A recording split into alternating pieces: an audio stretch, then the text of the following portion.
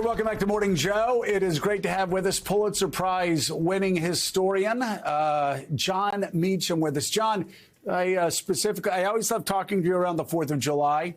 It seems over the past 4 or 5 years, there's been so much going on that it's always important to have a reminder of who we are as a nation, where we've been, and how we're making our way toward being that more perfect union. I want to talk about what happened, though. A lot of people talking, obviously, over the past few days about Cassidy Hutchinson and her testimony on January 6th committee reminds me of something that you speak a great deal about. And that is something that happened, I believe, on June the 1st, 1950, with a certain female senator from Maine.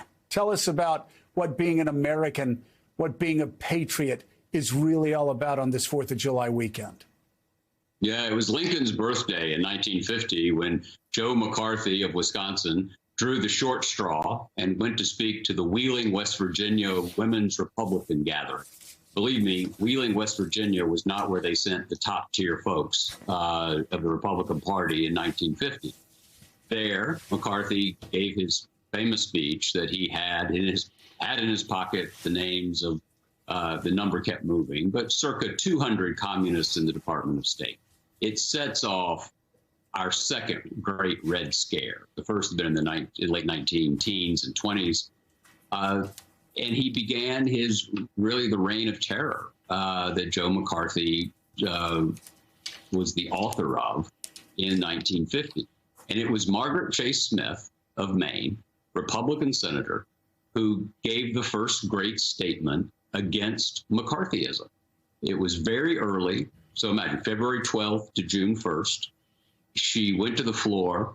She gave a speech entitled The Declaration of Conscience, in which she said, we can disagree about the goals of policy, but we should not question each other's motives. We cannot be un-American in that way.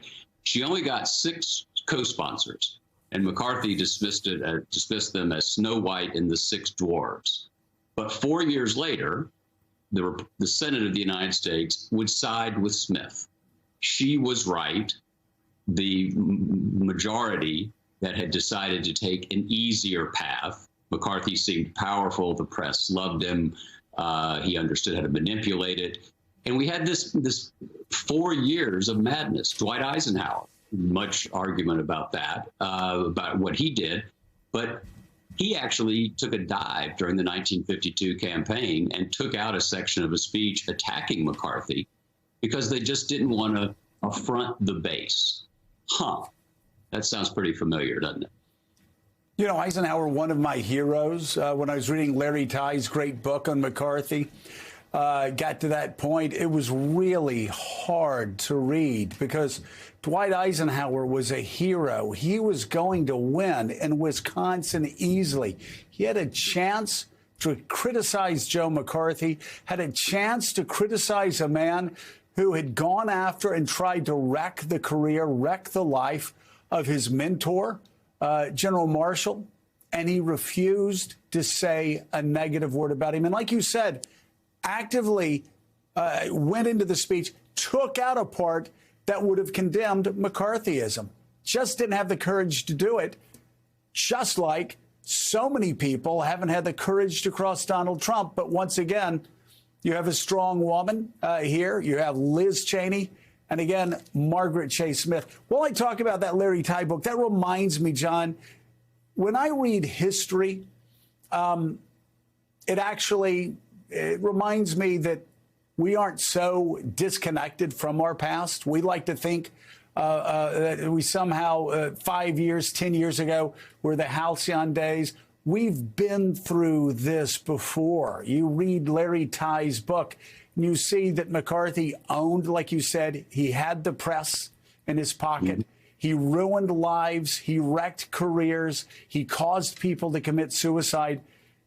And he gained the loyalty of the Republican Party for a very long time. The fever, though, eventually did break. And it was 4 years. It was a long time. And what we're dealing with now is the fullest manifestation of the darkest forces in American life. And those forces are perennial.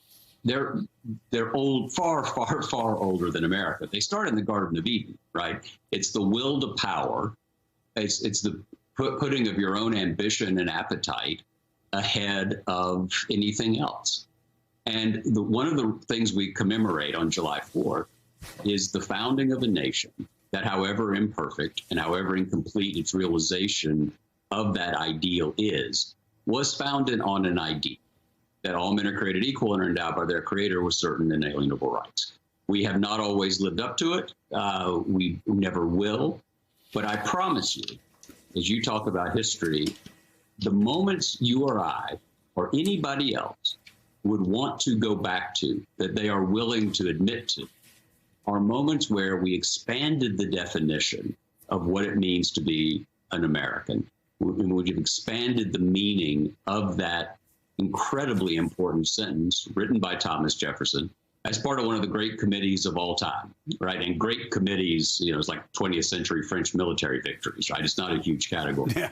But Benjamin Franklin and John Adams and Thomas Jefferson, Livingston and Sherman, they were on this little subcommittee, and they wrote this declaration. And it was meant to be read. It was a declaration to the world, trying to make its case that the United States should have its own standing among the powers of the earth. And what we're dealing with now, over the last 6 years in particular, is an inversion of what we should be. Too many people have put the pursuit of power at the center of their political, public-facing being. And the thing about America is that we are at our best when the strong do not exploit the weak. The rule of law is about putting up a guardrail because we're all fallen, frail, and fallible. You grew up in a Southern Baptist tradition. I grew up in a Southern Episcopalian tradition. We know that we are sinful.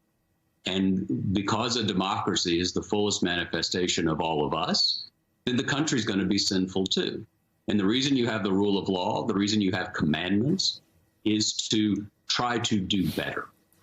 And if you don't assent, if you don't agree to win by the rules or lose by the rules, then the entire enterprise collapses. And I'll say this, if we break the United States of America, we don't get it back. Yeah.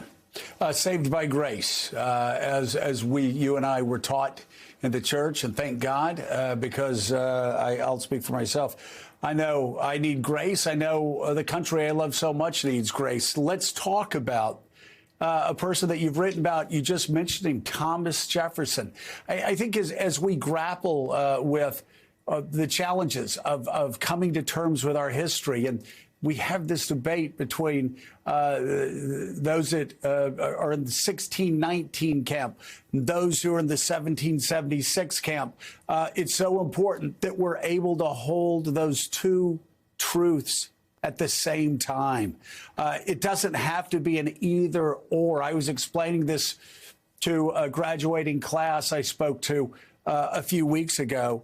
That Thomas Jefferson can both be a man who was considered deplorable by some standards, even in his own time, and also be the man that wrote the words that have freed more people than any other political document in the history of humankind. Isn't that our challenge as we look at all of our leaders and we judge them while understanding that two truths can be held in mind at the same time, so we don't just completely wipe away our history? Absolutely. And 1619 and 1776 and 1865 and 1920 for the 19th Amendment and 1944 with the landings at Normandy, 1964 the Civil Rights Movement, 1965 the Voting Rights Act. All these are parts of a whole. And history, because it's human, is a couple of steps forward, a step or two back, and then you do it again. And there's nothing guaranteed about our success. There's nothing guaranteed about justice. But at every point, we know what we should do. Whether we do it or not is an entirely different question. And we should take no solace from the fact that it has worked out in the past. But what we should take solace from is that human beings made it work out in the past. And they were not nobler or more perfect than we are. It's, you know, our friend David McCullough likes to say, nobody walked around in the past saying, wow, what an interesting world the past is. You know, they didn't know how it would turn out either. But what we can learn again and again is that when we live into that sentence, that Jeffersonian sentence, as flawed and difficult as he was, we can create that more perfect union. A paragraph, the more perfect union paragraph, written by Gouverneur Morris. I wish Mika were here so she could hear me talk about Gouverneur Morris. Too, yes. I know she's going to miss this, but Gouverneur Morris wrote that. He walked around on a peg leg because it was said that he had jumped out the window when he was with another man's wife and the man showed up. You know, these are not, you know, Olympian figures. They're human. And the remarkable thing about the United States is that it's not just the powerful, but it's also those far from power who meet in this dialectic. And, you know, another quick point is a line that President Obama loved and Dr. King loved from Theodore Parker, right? The arc of a moral universe is long, but it bends toward justice. But it only bends if there are people like John Lewis and Rosa Parks and those men on the beaches at Normandy who insist that it swerve. Because there are always going to be forces of reaction. There are always going to be forces of stasis. And that's just what history is. And it's hard to remember that from day to day, the tsunami of news that we all live in. But if you take just half a step back, you understand that it really is up to us. And I'd argue that this 4th of July, as much as any in our history, certainly since the Civil War, is one where we have to realize that patriotism isn't passive. It's an active state. And this is a stress test for citizenship.